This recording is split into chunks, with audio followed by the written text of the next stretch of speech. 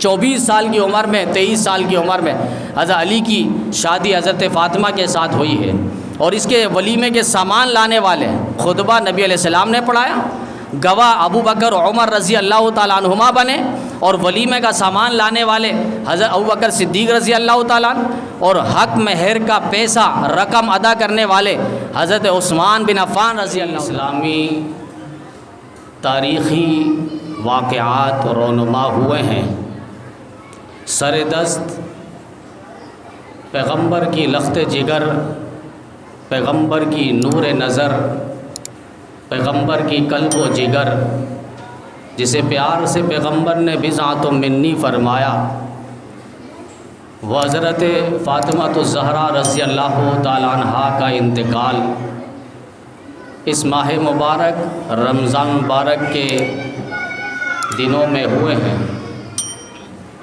چلتے چلتے اس مہینے کے اندر حضرت خدیجہ الکبریٰ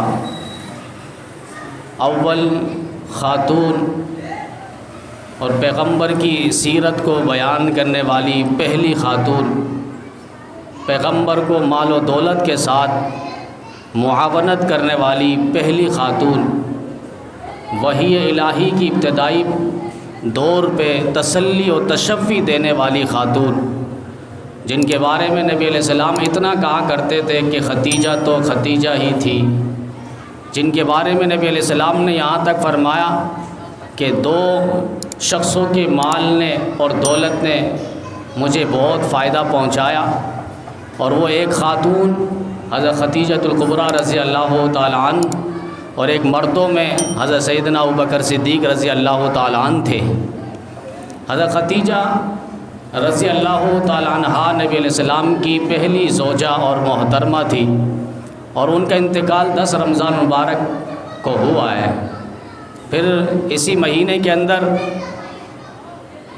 فتح مکہ، اسلام کی شان و شوکت اور اسلام کو عروج ملنے کے بعد مکہ مکرمہ کو فتح فرمایا، وہ بھی اس ماہ مبارک رمضان مبارک کے مہینے کے اندر ہوا، اور جنگ بدر جیسا معرکہ، اور یہ اسلام کا پہلا معرکہ ہے، کفر اور اسلام کے درمیان، مسلمانوں اور کافروں کے درمیان یہ پہلی جنگ عظیم تھی، جس کا ذکر اللہ تعالیٰ نے قرآن کریم کے اندر یوں فرمایا، وَلَقَدْ نَصَرَكُمُ اللَّهُ بِبَدْرٍ وَأَنْتُمْ أَذِلَّةٌ، تم کمتر تھے، تم کم طاقت پر تھے، کم افراد پر تھے، ہم نے تمہاری بدر کے مقام پر مدد کی ہے۔ 313 تمہاری تعداد بھی کم، تمہارے پیٹ وہ خالی تھے روٹی سے، تمہارے ہاتھ وہ تلواروں سے خالی تھے، 6 زرہ 8 گھوڑے تمہارے پاس تھے، لیکن وہاں کفر مقابلے میں شان و شوکت کے ساتھ آیا تھا، اسلحہ سے لیس آیا تھا، اور ساز و سامان کے ساتھ آیا تھا، اسباب کا پورا لحاظ رکھتے ہوئے آیا تھا، اور بڑی تعداد میں 3 گنا زیادہ وہ اپنی تعداد، اپنی طاقت اور قوت بنا کر آیا تھا، اور انہیں اپنی طاقت پہ ناز تھا، لیکن صحابہ کو رب رحمان کی طاقت پہ ناز تھا، انہیں اسباب پر یقین تھا، اور صحابہ کو مسبب الاسباب یعنی اللہ کی ذات عالی پر یقین تھا اور ناز تھا۔ یہ جنگ معرکہ اسلام کا پہلا معرکہ، اللہ تعالیٰ نے صحابہ کو مدد فرمائی، اور فرشتوں کو اللہ تعالیٰ نے بدر کے مقام پہ اتارا، اور فرشتے جو ہے صحابہ کی مدد کے لیے، نصرت کے لیے اترے تھے، اور ایسی پٹائی لگائی، صحابہ کہتے ہم تلوار اٹھاتے نہیں، کافر دور جا کے گر جاتا تھا۔ آج بھی حضرت مولانا عبدالشکور دین پوری رحمۃ اللہ علیہ اپنی کتاب اور خطبات کے اندر لکھتے ہیں کہ وہی دن جب آتا ہے 17 رمضان مبارک، اور وہی گھڑی جب آتی ہے جس گھڑی پہ صحابہ جنگ بدر کے مقام پہ کفاروں کے ساتھ لڑ رہے تھے، تو وہاں آج بھی اس تلواروں کی آوازیں اور چھنکار کی آوازیں، نیزوں کی آوازیں آج بھی آتی ہیں۔ وَلَقَدْ نَصَرَكُمُ اللَّهُ بِبَدْرٍ وَأَنْتُمْ أَذِلَّةٌ، کوئی بعید نہیں اللہ کی ذات عالی سے۔ اللہ سنوانا چاہے تو یہاں فرش پہ آواز چلتے ہیں تو عرش برین پر اللہ تعالیٰ آواز پہنچا دیتے۔ آج انسان کا بنایا ہوا ریکارڈ ہے، 100 سال پہلے کون کیا بول کر گیا تھا وہ ریکارڈ سامنے پیش کر دیتے ہیں۔ تو یہ انسان سے جب یہ ہو رہا ہے تو اللہ تعالیٰ کے لیے کیا بعید ہے؟ اللہ تو خالق ہے، اللہ تو موجد ہے، اللہ تو ایجاد کرنے والا، بنانے والا، جس کی پہلے کوئی شکل موجود نہیں تھی، اللہ تعالیٰ نے اسے عدم سے وجود بخشا ہے۔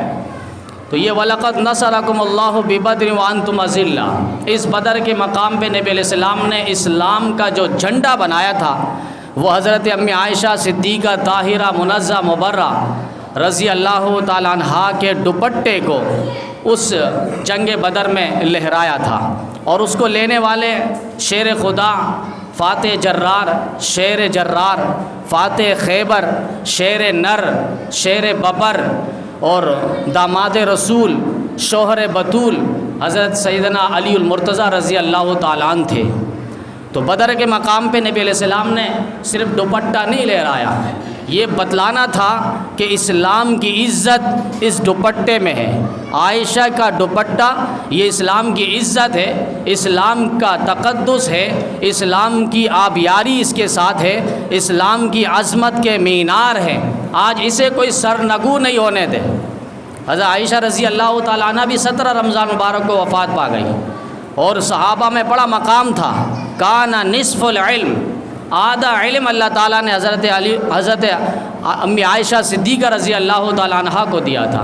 گھر کے سارے معاملات، حضرت عائشہ فرماتی ہیں کہ 9 ایسی خصوصیات اور خوبیاں ہیں وہ اللہ تعالیٰ نے مجھے ودیت فرمائی ہے۔ ایک تو یہ کہ میں ابھی دنیا میں آئی نہیں، اللہ تعالیٰ نے تصویر کے ذریعے، دنیا میں آنے کے بعد تصویر کے ذریعے فرشتوں کے ذریعے خواب میں نبی علیہ السلام کو دکھلایا کہ یہ عورت آپ کے نکاح میں آنے والی ہے۔ آسمانوں میں جس کا نکاح ہوا، حضرت عائشہ فرماتی ہے وہ میں ہوں۔ قرآن جس کو سب سے زیادہ ازواج میں یاد تھا، حفظ تھا، وہ حضرت عائشہ رضی اللہ تعالیٰ عنہ فرماتی ہے وہ میں ہوں۔ اور اللہ کی وحی نبی کے بستر پر، عائشہ کے بستر پر آ رہی ہے، کوئی رکاوٹ نہیں ہے۔ دیگر اور ازواج کے پاس ہوتے تو وحی کا سلسلہ نہیں ہوتا، لیکن یہاں امی عائشہ کے حجرے میں، کمرے میں، بستر پہ نبی علیہ السلام محو استراحت ہوتے تو وہاں پر بھی اللہ کی وحی، اللہ کا قرآن اترتا ہوا نظر آتا تھا۔ 7 سال کی عمر میں نکاح ہوا، کہا یہ خصوصیات اللہ تعالیٰ نے مجھے دی ہیں۔ اور پھر اسی طریقے سے فرماتی ہے 17 آیتیں برات پر، تقدس پر، عزت پر، حرمت پر اللہ تعالیٰ نے سورہ نور کی آیت اتاری، وہ خوش نصیب اور خوبی اور کمالات اللہ تعالیٰ نے مجھے عطا فرمائی ہے۔ 2000 سے زائد احادیث کا حفظ اور زبانی روایت کرنے والی حضرت امی عائشہ صدیقہ رضی اللہ تعالیٰ عنہا ہے۔ تو یہ بڑے کمالات اور بڑی فقاہت اور دیانت اور امانت کے ساتھ رہی ہے، اور نبی علیہ السلام سے بڑی محبت اور پیار کے ساتھ پیش آتی۔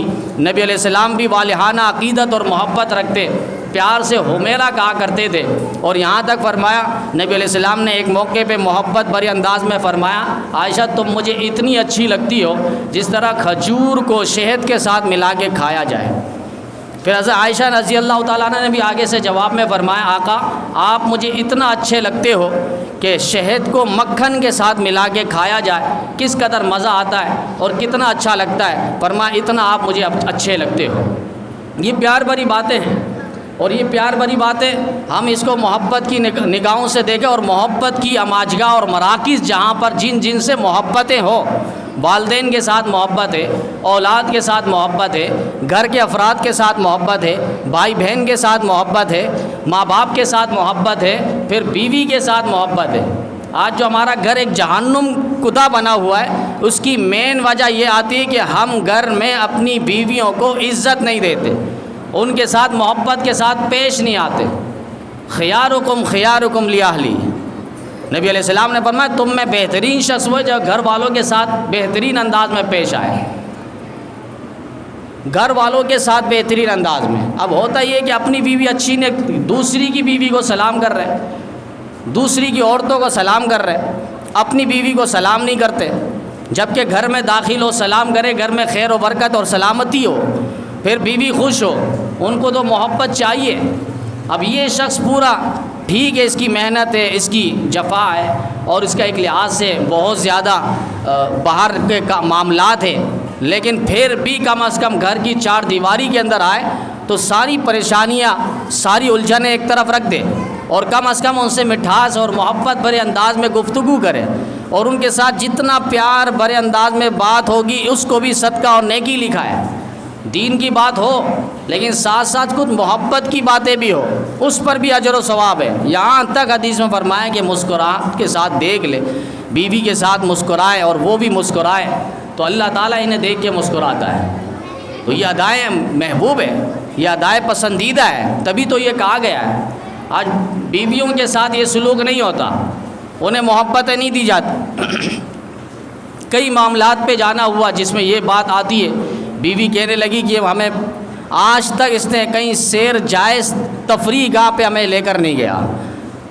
کوئی منع نہیں ہے دین اسلام کے اندر، ہم ایسا ماحول بنا دیتے کہ نہیں سیر و تفریح جائز نہیں ہے اور یہ جائز نہیں ہے، وہ جائز نہیں ہے، آپ انہیں جائز جو تفریحات ہیں ان مقامات پر لے کر جائیں، شرعاً کوئی منع نہیں ہے۔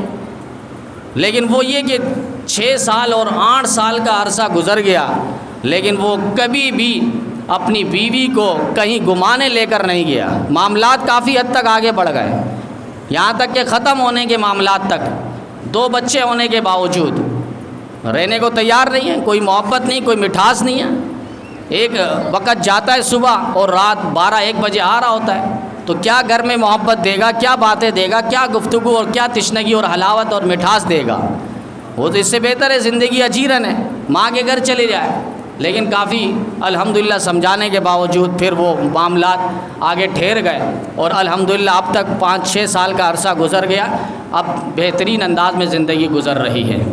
تو یہ کم از کم ان کے ساتھ پیار محبت کے ساتھ وہ گھر چھوڑ کر آئی ہے، ماں باپ کو قربان کر کر آئی ہے، قوم قبیلہ خاندان برادری چھوڑ کر آئی ہے اور ایک صوبہ چھوڑ کر آ جاتی ہے، تو کم از کم ان کے ساتھ اتنی محبت تو ہو۔ یہ حضرت عائشہ رضی اللہ تعالیٰ عنہ اور نبی علیہ السلام کتنے نبی علیہ السلام کی ذمہ داریاں، باہر کے معاملات، وفود سے ملاقات، جہادی معرکہ، تعلیمی معرکہ، ان ساروں سے ہونے کے باوجود لیکن گھر کے معاملات پہ کتنی محبت کے ساتھ اور کتنا مٹھاس کے ساتھ نبی علیہ السلام پیش آ رہے ہیں۔ یہ امت کو تعلیم ہے کہ میری اتنی ذمہ داریاں، امام الانبیاء، خاتم الانبیاء اللہ نے بنایا ہے، نبوت کا ختم نبوت کا تاج ہمارے نبی کے سر پر رکھا گیا ہے۔ اتنی ذمہ داریاں ہونے کے باوجود لیکن گھر پر پھر بھی محبتیں، مٹھاس ہے۔ یہ امت کو پیغام ہے کہ گھر میں اس طرح رہو گے تو گھر پھر جنت کا سما پیش کرے گا۔ حضرت عائشہ رضی اللہ تعالیٰ عنہ اس امت کی بہت بڑی محسنہ ہے اور 17 رمضان مبارک کو ان کا انتقال ہوا۔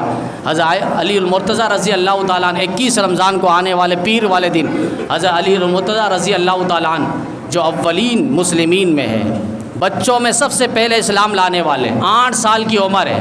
ابو طالب کے کئی بیٹے تھے اور ایک بیٹا حضرت علی المرتضیٰ رضی اللہ تعالیٰ نبی علیہ السلام کی تربیت میں دیتی ہے، نبی علیہ السلام کے گھر پہ رہتے تھے، آنا جانا تھا، کھانا پینا تھا، نبی علیہ السلام کے پاس رہتے تھے۔ یہاں تک علماء نے لکھا ہے غار ہیرا پہ جب نبی علیہ السلام عبادت کے لیے جایا کرتے تھے اس وقت غار ہیرا پہ بھی ساتھ جانے والے حضرت علی المرتضیٰ شیر خدا رضی اللہ تعالیٰ عنہ تھے اور ان کی والدہ کا نام حضرت فاطمہ ہے اور والد کا نام عبد العزیٰ اور کنیت ابو طالب ہے۔ اب یہاں آپ دیکھیں حضرت علی المرتضیٰ رضی اللہ تعالیٰ عنہ کی بیوی حضرت فاطمہ تو زہرا رضی اللہ تعالیٰ عنہ، لیکن وہاں دیکھیں تو ماں کا نام فاطمہ۔ بعض یہ ششوپن میں مبتلا ہو جاتے نکاح فارم میں جب وہ دیکھتے ہیں کہ بیوی کا نام فاطمہ ہے اور بیوی کی والدہ کا نام فاطمہ ہے، وہ نام چینج کرنے کے پیچھے پڑ جاتے ہیں۔ بھائی اس سے کیا مسئلہ ہوگا، اس سے مسئلہ کیا ہوگا؟ اسلام میں مسلمانیت پہ، نکاح پہ، فارم پہ کیا مسئلہ ہوگا؟ کہا کہ نام بیوی کا نام ہے پھر میری امی کا نام بھی وہی ہے، تو اس سے ہوگا کیا؟ تم اپنی امی سے تھوڑی نکاح کر رہے ہو، ان کا نام ہے فاطمہ، تو کیا ہوا؟ یا حضرت علی المرتضیٰ رضی اللہ تعالیٰ عنہ ان کی والدہ کا نام فاطمہ ہے اور بیوی کا نام حضرت فاطمہ تو زہرا رضی اللہ تعالیٰ عنہ۔ تو یہ حضرت علی مرتضیٰ رضی اللہ تعالیٰ عنہ غار ہیرا پہ بھی نبی علیہ السلام کے ساتھ جاتے تھے اور وہاں پر بھی اللہ تعالیٰ کی عبادت میں نبی علیہ السلام کے ساتھ ساتھ رہتے تھے۔ جب ظہور اسلام اور اسلام کی دعوت نبی علیہ السلام نے دی اور اس کے بعد قریش مکہ کو جب دعوت کا اہتمام کر کے بلوایا، اس کا اہتمام اور انصرام کرنے والے حضرت علی المرتضیٰ رضی اللہ تعالیٰ عنہ تھے۔ 8 سال کی عمر ہے، بکرے کے پائے پکائے اور عرب والے جو آئے تھے ان کو دودھ پلایا اور وہاں نبی علیہ السلام نے جب اپنے مشن اور کاز اور تبلیغ کا پیغام اور دعوت انہیں دی کہ میرے آنے کا ایک بعثت کا مقصد ہے کہ قولوا لا الہ الا اللہ تفلحون، ایک اللہ کو مان لو اور ایک اللہ کی مان لو تو تم کامیاب ہو جاؤ گے۔ یہ انہوں نے دعوت دی، انہیں بات اچھی نہیں لگی، کیونکہ وہ لا الہ الا اللہ کا معنی جانتے تھے، عرب والے تھے، عربی دان تھے۔ لا کا معنی کیا ہے، الہ کا معنی کیا ہے، الا اللہ کا معنی کیا ہے کہ اب صرف اللہ ہی کی دعوت ہوگی، صرف اللہ ہی کو ماننا ہوگا، 360 بتوں کو نہیں ماننا ہوگا۔ وہ مشرکین مکہ کہنے لگے اجعل الآلہۃ الہا واحدا، اجعل الآلہۃ الہا واحدا، کیا ہو گیا ہم ایک خدا کو مانیں؟ ایسا کیسے ہو سکتا ہے؟ ہم نے بیت اللہ میں تو 360 بتوں کو سجایا ہوا ہے، ہم نے سفر کے لیے، حضر کے لیے، بیماری کے لیے، صحت کے لیے، مشکلات ٹالنے کے لیے ہم نے الگ الگ معبودوں کو، خداؤں کو ہم نے نصب کیا ہوا ہے، کھڑا کیا ہوا ہے بیت اللہ کے اندر۔ ایسے کیسے ہو سکتا ہے ہم ان سارے معبودوں کو چھوڑ دیں اور ایک اللہ کو مان لیں؟ ٹھیک ہے اللہ کو مانتے ہیں لیکن اللہ کے ساتھ ساتھ غیر اللہ کو بھی مانیں گے۔ یہ وہ کہنے لگے اجعل الآلہۃ الہا واحدا۔ وہاں بڑے مجلس میں جو نبی علیہ السلام کی تائید کے لیے جو سب سے پہلے ہاتھ اٹھانے والے حضرت علی المرتضیٰ شیر خدا رضی اللہ تعالیٰ عنہ ہیں۔ 24 سال کی عمر میں، 23 سال کی عمر میں حضرت علی کی شادی حضرت فاطمہ کے ساتھ ہوئی ہے، اور اس کے ولیمے کے سامان لانے والے خطبہ نبی علیہ السلام نے پڑھایا، گواہ ابو بکر عمر رضی اللہ تعالیٰ عنہما بنے، اور ولیمے کا سامان لانے والے حضرت ابو بکر صدیق رضی اللہ تعالیٰ عنہ، اور حق مہر کا پیسہ رقم ادا کرنے والے حضرت عثمان بن عفان رضی اللہ تعالیٰ عنہ۔ پیار سے ہم یہی کہتے ہیں کہ حضرت علی رضی اللہ تعالیٰ عنہ کے ان یاروں کو نہیں مانو گے تو حضرت علی کی شادی پھر ثابت نہیں ہوگی۔ تم علی کے شادی کے دونوں گواہوں کو معاذ اللہ کافر کہو، پھر کافر کسی کے نکاح پہ گواہ بن سکتا ہے؟ شرعاً جائز نہیں ہے۔ تو بلا وجہ یہ ایک لحاظ سے ان کو کافر کہہ کر حضرت علی رضی اللہ تعالیٰ عنہ کی کردار پر، سیرت پر، گفتار پر، ان کے اقوال پر، افعال پر، اعمال پر ایک کاری ضرب لگا رہے ہیں۔ حضرت علی المرتضیٰ شیر خدا رضی اللہ تعالیٰ عنہ تمام غزوات میں نبی علیہ السلام کے ساتھ ساتھ رہے ہیں۔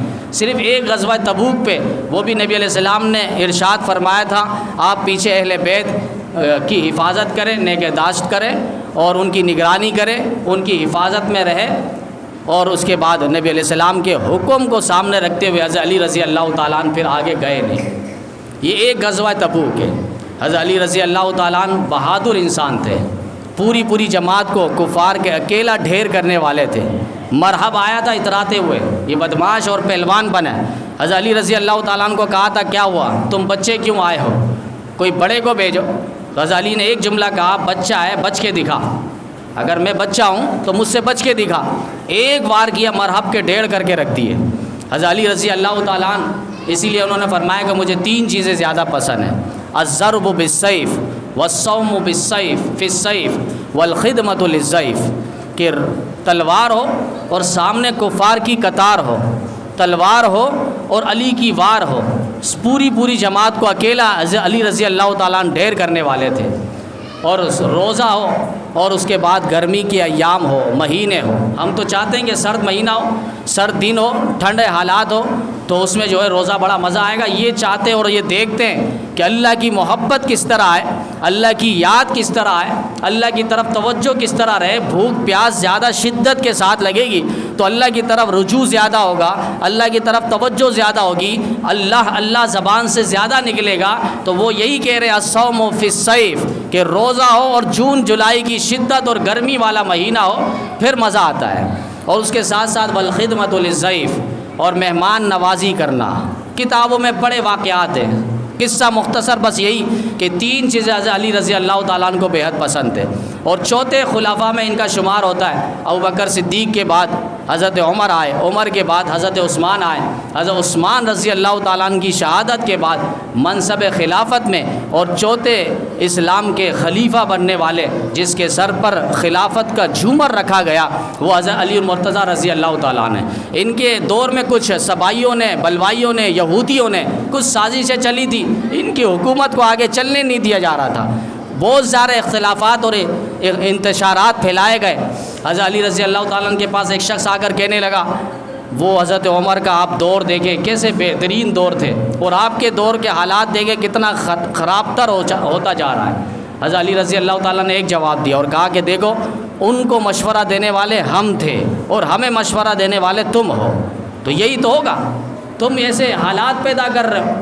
حضرت علی رضی اللہ تعالیٰ عنہ بالآخر جب وہ کوفہ کی جامع مسجد میں نماز پڑھانے کے لیے فجر کی نماز میں جا رہے تھے تو ان کو اس وقت شہید کر دیا گیا۔ ان کے بیٹے حضرت حسن نے جنازہ پڑھایا اور نامعلوم جگہ پہ ان کو دفنا دیا گیا۔ بعض پوچھتے ہیں حضرت علی رضی اللہ تعالیٰ عنہ کی قبر کہاں ہے، تو کئی تاریخی باتیں ہیں، کسی نے کہا مقام نجف میں، کسی نے کہا کربلا میں، کسی نے کہا کوفہ میں، کسی نے کہا حضرت حسن نے جنازہ پڑھایا اور اسی کمرے کے اندر گھر کے اندر ان کو دفنا دیا گیا۔ چونکہ حضرت علی رضی اللہ تعالیٰ نے خوارج کو پکڑ پکڑ کے جلایا تھا، انہیں مارا تھا، وہ حضرت علی رضی اللہ تعالیٰ عنہ کو خدا سے بڑھ کر بنا رہے تھے۔ حضرت علی نے انہیں عذاب دیا تھا اور سزائیں دی تھی، تو وہ بدلہ لینا چاہتے تھے حضرت علی سے کہ ان کی شہادت کے بعد ان کے جسم کے ساتھ یہی کھیل ہم کھیلیں گے۔ حضرت حسن حالات کو جانتے تھے اور انہوں نے رات ہی رات جنازہ پڑھانے کے بعد گھر کے اندر دفنایا، بعض روایت کے اندر ہے، بعض میں نہیں۔ حضرت حسن حضرت علی رضی اللہ تعالیٰ نے اپنے والد کو ایک اونٹ کے اوپر صندوق کو باندھ دیا، وہ اونٹ مقام نجف میں پہنچا، وہاں کے لوگوں نے دیکھا کسی کی میت ہے تو وہیں ان کو دفنا دیا گیا۔ کسی نے کہا نہیں، مدینہ منورہ میں حضرت علی رضی اللہ تعالیٰ عنہ کو لایا گیا اور ان کے وہاں پر ان کی تدفین ہوئی ہے۔ بار کے تاریخی روایات اور حالات اور واقعات ہیں، یہ بھی اللہ تعالیٰ کی ایک لحاظ سے قدرت میں سے ہے۔ جس طرح حضرت اللہ تعالیٰ نے شب قدر کو مخفی کر دیا، چھپا دیا ہے تاکہ اس رات زیادہ خرافات نہ ہو۔ شب برات میں آپ دیکھ لیں کتنے خرافات، عبادات کم ہے، ریاضات کم ہے، تلاوت کم ہے، رونا دھونا کم ہے۔ وہ جانا گیا پھلجڑیاں پھولانی ہے اور آتش بازیاں کو گرم کرنا ہے، قبرستان کو زینت بنانا ہے، گھر میں حلوے کوفتے قورمے بریانی کی بھرمار کرنی ہے۔ یہ نظر و نیاز کے پیچھے ہم پڑ گئے، شربت کے پیچھے پڑ گئے، اصل جو عبادت ہے اللہ کو راضی کرنا ہے اس سے ہم بھول گئے اور اس سے ہم پیچھے ہٹ گئے۔ تو اللہ نے حکمت جانتے تھے، شب قدر کی رات کو مخفی کر دیا، بس 10 دن میں کسی دن بھی تاک رات میں عبادت کر لو، ہو سکتا ہے تمہیں وہ رات مل جائے، ہو سکتا ہے تمہیں وہ رات مل جائے۔ اسی طرح اللہ تعالیٰ نے حضرت علی رضی اللہ تعالیٰ عنہ کی قبر کو مخفی کر دیا ہے امت سے، ایسا نہ ہو اس کو خدا بنا لے اور چاروں طرف اس کے طواف ہو جائے۔ اب آپ دیکھیں حضرت عمر رضی اللہ تعالیٰ عنہ کو جس نے شہید کیا، ابو لؤلؤ فیروزی مجوسی ایرانی، آج بھی ایران کے اندر اس کا قبر مقبرہ بنا ہوا ہے اور باب شجاع کے نام سے مزار ہے اور اس کا باقاعدہ طواف ہوتا ہے، سلام عقیدت دی جاتی ہے کہ بہت اچھا کام کیا تم نے، اسلام کے دوسرے نمبر کے ہیرو اور سفود جرنیل اسلام اور امام عالی مقام حضرت عمر رضی اللہ تعالیٰ عنہ کو تم نے ختم کر دیا ہے، وہ سلام عقیدت دے رہے ہیں۔ تو یہ ایک لحاظ سے حضرت عمر رضی اللہ تعالیٰ عنہ کے ساتھ دشمنی ہے، اور حضرت عثمان بن عفان رضی اللہ تعالیٰ عنہ، حضرت علی المرتضیٰ رضی اللہ تعالیٰ عنہ کی قبر کو اللہ تعالیٰ نے اسی لیے مخفی کر دیا، کئی حکمتیں اس کے اندر ہے۔ تو حضرت علی المرتضیٰ رضی اللہ تعالیٰ عنہ کی شہادت 21 رمضان مبارک کو ہوئی ہے اور ان کی بڑی خدمات ہیں، جس طرح بتلایا چوتھے خلفاء میں اللہ تعالیٰ نے ان کا شمار فرمایا، اور یہ رمضان مبارک کا دوسرا عشرہ تقریباً اختتام پذیر ہے۔ یہ بخشش کا عشرہ چل رہا ہے، مغفرت کا عشرہ چل رہا ہے، معافی کا عشرہ چل رہا ہے، استغفار کا عشرہ چل رہا ہے۔ ہم اپنے آپ کو گریبان میں جا کے ہم نے کتنی عبادت کی ہے، کتنا اللہ کو منایا اور کتنا ہم نے آنسو ٹپکائے ہیں اللہ کے سامنے، کتنا گڑ گڑائے ہیں۔ ہم ذرا اپنے آپ کو جھانکیں، گناہ کے وبال تو ہمارے سر پر بہت ہیں، گناہ کی سزائیں اور گناہ کے انبار ہمارے اوپر بوجھ بہت زیادہ ہے۔ ہم کم از کم اتنا سوچیں اللہ تعالیٰ سے ہم نے کتنی بات کی ہے، اللہ تعالیٰ سے کتنے ہم نے وعدے کیے، اللہ تعالیٰ کو کتنا ہم نے منوایا ہے۔ یہ عشرہ مغفرتوں کا عشرہ یہ گزر رہا ہے، پھر اس کے بعد آخری عشرہ جہنم سے چھٹکارے کا، آزادی کا۔ میں نے بتلایا رمضان مبارک میں اللہ تعالیٰ نے بہت سے بہانے کیے ہیں، بہت سے، اس مہینے کے اندر اللہ تعالیٰ نے تو اعمال کے ریٹ کو، وزن کو، قیمت کو بڑھا دیا ہے، قیمت کو بڑھا دیا ہے کہ کم کرو گے زیادہ اجر دیں گے۔ افطار کے وقت اللہ تعالیٰ دعائیں قبول کر رہا ہے، 10 لاکھ جہنم کے جو مستحق بن چکے اللہ تعالیٰ انہیں آزاد فرما رہا ہے۔ پھر لیلۃ الجائزہ، آخری رات، رمضان مبارک کی آخری رات جسے لیلۃ الجائزہ انعام کی رات کہتے، عید کی رات، اس رات اللہ تعالیٰ پہلے رمضان سے آخری رمضان تک جتنے لوگ جہنم سے آزاد ہو چکے ہیں اتنے زیادہ لوگ اللہ تعالیٰ لیلۃ الجائزہ کے دن اللہ تعالیٰ آزاد فرماتے ہیں۔ پھر صبح عید کی نماز میں اللہ تعالیٰ کی طرف سے اعلان ہوتا ہے جاؤ تم سب کی مغفرت کر دی گئی ہے۔ اتنا اللہ تعالیٰ بہانہ کر رہے ہیں اس امت کی، اس افراد کی، اس انسانیت کی معافی ہو جائے۔ ایک روزہ دار کو افطار کروا دو، آپ کی مغفرت ہو جائے گی۔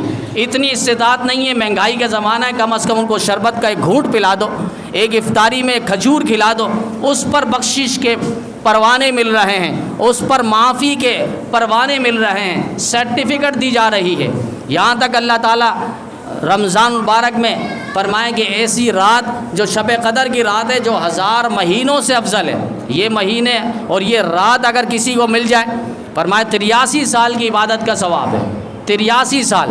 امام کعبہ شیخ عبد الرحمن السدیس حفظہ اللہ کی طرف ایک بات منسوب ہے کہ انہوں نے کہا کہ شب قدر یعنی 10 دن آخری کے جو شروع ہو رہے ہیں، کم از کم آپ اتنا عمل کر لیں، اتنا عمل کہ جیسے ہی 20واں دن گزر جائے، یعنی اتوار کی رات ہو مغرب کے بعد، آپ 3 عمل کرتے جائیں، ہر رات مغرب کے بعد 3 عمل کر لیں۔ آپ 1 روپے اللہ کے راستے میں صدقہ کر دیں۔ اگر اس رات شب قدر کی رات ہوئی تو آپ کو 83 سال تک اللہ کے راستے میں 1 روپے کا ثواب ملتا رہے گا، اور 1 روپے آپ دیں گے تو 70 گنا اس کا اجر زیادہ ہے۔ پھر قرآن میں تو یہاں تک فرمائیں گے 700 گنا زیادہ اجر ہے، جس کے اخلاص زیادہ ہوں گے اس کو ثواب زیادہ ملے گا۔ پھر اسی طریقے سے اس رات یہ کر لیں کہ سورہ اخلاص 3 دفعہ پڑھ لیں۔ 1 دفعہ پڑھیں گے تو تہائی قرآن کے برابر ثواب، 3 دفعہ پڑھیں گے تو پورے قرآن کریم کا ثواب ملے گا۔ اگر اس رات شب قدر کی رات ہوئی تو آپ کو 83 سال تک پورے قرآن کا ثواب ملتا رہے گا۔ پھر اسی طریقے سے 2 رکعت نفل آپ شب قدر کی نیت سے پڑھ لیں مغرب کے بعد، تو اگر اس رات شب قدر کی رات ہوئی تو آپ کو 83 سال تک نفلوں کا ثواب ملتا رہے گا۔ یہ 3 عمل ہے، ہر شخص کوئی کتنا معذور کیوں نہ ہو، پریشان حال کیوں نہ ہو، اتنا عمل کر سکتا ہے۔ 5 منٹ کا عمل ہے اس کے لیے۔ تو یہ شب قدر کی رات ہے، اس رات اللہ تعالیٰ 4 شخصوں کی معافی نہیں کرتے۔ ایک شراب کا عادی، والدین کا نافرمان، اور اسی طریقے سے قطع تعلق کرنے والا، رشتہ داروں سے ناتا رشتہ توڑنے والا، اور چوتھے نمبر فرمایا کینہ رکھنے والا، کسی مسلمان کا دل میں کینہ اور بغض اور عداوت اور دشمنی رکھتا ہے، اللہ تعالیٰ شب قدر کی رات ان لوگوں کی مغفرت نہیں فرماتے۔ تو یہ بتلائے کہ رمضان المبارک میں کتنے بہانے، رحمت حق بہانہ می جویت، اللہ کی طرف سے بہانے اور ہیں، یہ کر لو معافی ہو جائے گی، یہ کر لو معافی ہو جائے گی، نفل پڑھ لو فرض کے برابر ثواب مل جائے گا، فرض پڑھ لو تو 70 فرضوں کے برابر ثواب مل جائے گا، یہ کر لو تمہاری معافی ہو جائے گی، مغفرت ہو جائے گی، بخشش ہو جائے گی، پہلے عشرے میں رحمت دی رحمت برساؤں گا، دوسرے عشرے میں تمہاری مغفرت اور بخشش اور معافی کے پروانے جاری کر دوں گا، تیسرے عشرے میں جہنم سے آزاد اور خلاص اور رہائی کروا دوں گا۔ یہ سارے کرتے کرتے کرتے کرتے اب وہ بندہ باز نہیں آ رہا، تبھی تو نبی علیہ السلام سیڑھی پہ چڑھ رہے ہیں۔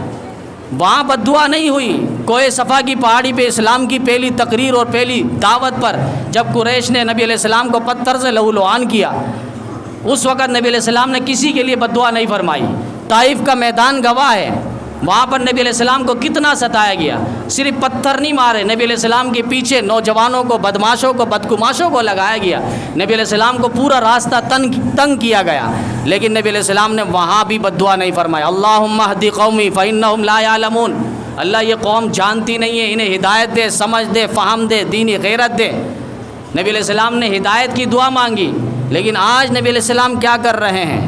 آج جبریل پہنچ گئے، پہلی سیڑھی پہ قدم رکھا آمین، دوسری سیڑھی پہ آمین، تیسری سیڑھی پہ آمین۔ بعود من ادرک رمضان فلم یغفر لہ، جبریل اللہ کی طرف سے پیغام لایا ہے، رمضان کا اتنا بابرکت مہینہ، ہر سیکنڈ کے اندر انسان اپنی معافی کروا سکتا ہے، لیکن اتنے غافل بن چکے، ایک نماز میں اب تک نہیں آیا، ایک قرآن پاک کی تلاوت اس سے نہیں ہوئی، مسجد کا رخ اس نے اب تک نہیں کیا۔ بعود من ادرک رمضان فلم یغفر لہ، جبریل کہہ رہے ہیں اللہ کے رسول ایسا شخص تباہ برباد ہو جائے، راندہ درگاہ ہو جائے، اللہ کی رحمت سے دور ہو جائے، خسران و نقصان میں پڑ جائے، کوئی سروکار نہیں ہے جس نے رمضان کا اتنا بابرکت مہینہ پایا اور اپنی معافی اور بخشش نہیں کروایا۔ نبی علیہ السلام نے اب ٹھہرے نہیں، فوراً کہا کہ آمین، استجب لی دعائی، اللہ میری اس دعا کو قبول کر لے۔ اللہ بھیج رہے ہیں، جبریل لا رہے ہیں، نبی علیہ السلام آمین کے ذریعے تائید کر رہے ہیں کہ واقعی ایسے ہی ہو اس شخص کے ساتھ کہ اتنا بابرکت مہینہ پایا اور اس کے باوجود وہ کچھ نہیں کر سکا، اپنی معافی نہیں کروا سکا۔ آخری بات حضرت علی رضی اللہ تعالیٰ عنہ کے حوالے سے کہ نشان حیدر دیا جاتا ہے آج ہمارے ملک پہ، کوئی اچھا کارکردگی استعمال کرے، بہادری کے نمبر پر فائز ہو تو اس کو تمغہ ہلال دیا جاتا ہے، نشان حیدر دیا جاتا ہے۔ لیکن آج یہ ہو رہا ہے کہ ماشاءاللہ ایسے ایسے فنکاروں کو، گلوکاروں کو، اداکاروں کو، طوائف کو، ناچنے والیوں کو بلایا جاتا ہے، ان کو نشان حیدر دیا جا رہا ہے۔ اس پر کوئی احتجاج نہیں کہ حضرت علی رضی اللہ تعالیٰ عنہ کا یہ نشان حیدر اتنا پاک نام، آج جتنے دنیا میں ولی ہے سارے سلاسل وہاں حضرت علی رضی اللہ تعالیٰ عنہ سے مل رہے ہیں۔ ولایت کے جتنے چشمے پھوٹ رہے ہیں اور ولایت کے جتنے راستے چل رہے ہیں ان سب میں حضرت علی رضی اللہ تعالیٰ عنہ ان کی اولادوں کا حصہ ہے۔ اتنا پاک نام حیدر کرار اور نشان حیدر ان لوگوں کو تمغہ یہ دیا جا رہا ہے اعزاز کے طور پر کہ تم نے بہت اچھا ڈانس کیے، تم نے بہت اچھا گلوکار کیے، فنکارگری کیے اور اداکارہ دکھایا ہے، ان لوگوں کو یہ نشان حیدر دیا جا رہا ہے۔ ہونا تو یہ چاہیے جو قرآن پاک کی تفسیر لکھے انہیں دیا جائے، احادیث کی تشریح کی انہیں دیا جائے۔ کیوں؟ یہ ملک اسلام کے نام پر بنا ہے، یہاں اسلام کو اور اسلام کے آئین اور قانون کو، اسلام کی خوبیوں کو اچھالا جائے۔ وہ نہیں چاہتے مغربی ملک کہ ایسی کوئی بات ہو جس سے عوام میں دینی محبت کا جذبہ پیدا ہو، یہ نہ ہو۔ ابھی ایک ہمارے بہت بہترین طالب علم ہے جو حافظ ابوبکر کے نام سے اور عالمی ایوارڈ حاصل کیے ایران جیسے ملک کے اندر جہاں صحابہ کی نام انہیں برداشت نہیں ہے، اول پوزیشن آیا، پہلے نمبر پر، بتلایا پوری دنیا کفر کو، رافضیت کو، گستاخ صحابہ کو۔ تم ابوبکر کو نہیں مانتے ہو؟ تمہارے اپنے ملک کے اندر بیٹھ کر میں آیا ہوں اور کتنے مقابلے میں آئے ہیں، ان سب میں پہلے نمبر پر آیا ہوں، میرا نام ابوبکر ہے۔ یاد رکھنا وہ ابوبکر پھر کیسا ہوگا جو ہر مقام پہ پہلے نمبر پر آیا، پہلی پوزیشن لینے والا۔ لیکن جب وہ آیا ملک کے اندر، وہ بچہ، ان کو وہ پروٹوکول نہیں، وہ نشان حیدر نہیں۔ آج کرکٹ کھیلنے والوں کو، فٹ بال کھیلنے والوں کو تمغہ اعزاز کے طور پر انعامات 14 کروڑ روپے، کہیں 50 کروڑ روپے، یہ اس بچے کو بھی تو دیا جاتا۔ اس نے کون سا وہ ملک کو، تمہارے ملک کو ایک لحاظ سے مشہور کیا ہے اور ایک بہت بلند سطح پر لایا ہے، اور اصل تو یہی ہے۔ اس کے علاوہ یہ ملک بھی نہیں بچے گا پھر، کیونکہ ہم نے اس ملک کو حاصل کیا ہے کلمے کی بنیاد پر، اسلام کی بنیاد پر، قرآن اور سنت کی بالادستی کے لیے ہم نے اس ملک کو حاصل کیا ہے۔ لیکن وہ قرآن و سنت کے خلاف ہی ہمارے حکمران چل بسے ہیں۔ تو ضرورت ہے اس ماہ مبارک میں حکمرانوں کے لیے بھی دعا ہو اور اپنا زیادہ سے زیادہ ہو۔ ہمارا حق زیادہ ہے کہ ہم اپنے اعمال کو، اپنے کردار کو درست کریں، اور باقی جو دن باقی ہیں ان میں ہم زیادہ سے زیادہ اللہ کو منائیں اور اپنا ایک لحاظ سے بخشش اور معافی کروائیں۔ اللہ تعالی ہم سب کو رمضان مبارک کے باقی ایام بھی قدر کرنے کی اور ہم سب کی مغفرت اللہ تعالی یقینی بنائے۔